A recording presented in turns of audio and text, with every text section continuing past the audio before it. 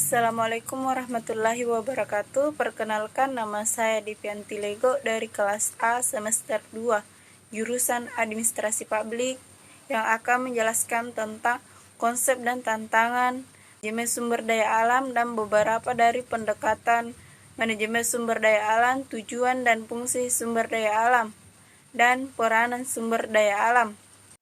Jadi yang pertama itu adalah konsep dan tenaga manajemen sumber daya manusia, tenaga kerja, pengembangan dan kompensasi, integrasi, pemeliharaan dan pemutusan hubungan kerja dengan sumber daya manusia untuk mencapai perorangan organisasi dan masyarakat.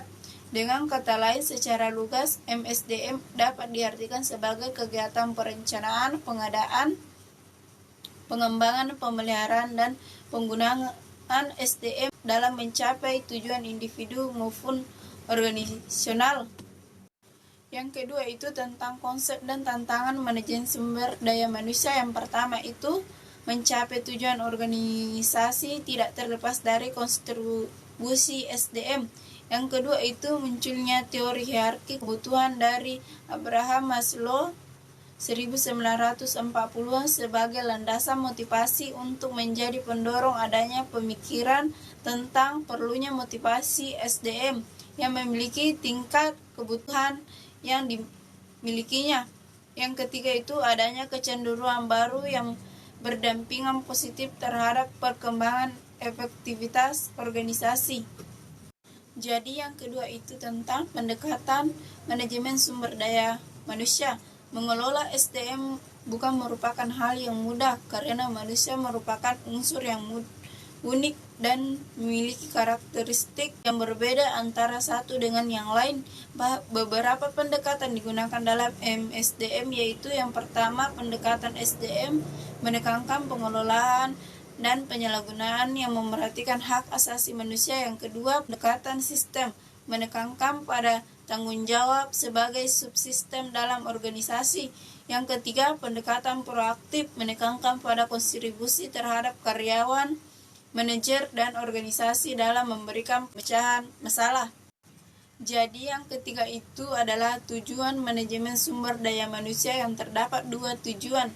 Yang pertama itu tujuan khusus dan tujuan umum. Tujuan umum adalah tujuan untuk mengoptimalkan produktivitas para pekerja yang ada dalam suatu organisasi atau lembaga.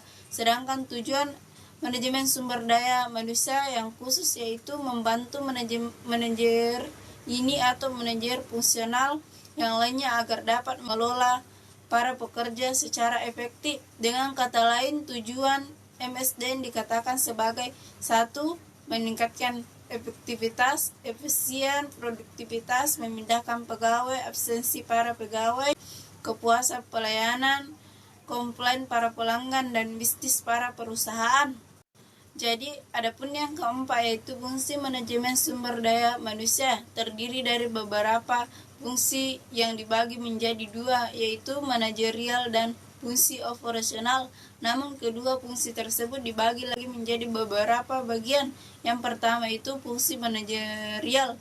Yang pertama perencanaan, yang kedua perorganisasian, yang ketiga pengarahan, dan yang keempat pengendalian. Sedangkan fungsi operasional yaitu pengadaan tenaga kerja, pengembangan kompetensi, dan pengintegrasian, pemeliharaan, dan pemutusan hubungan.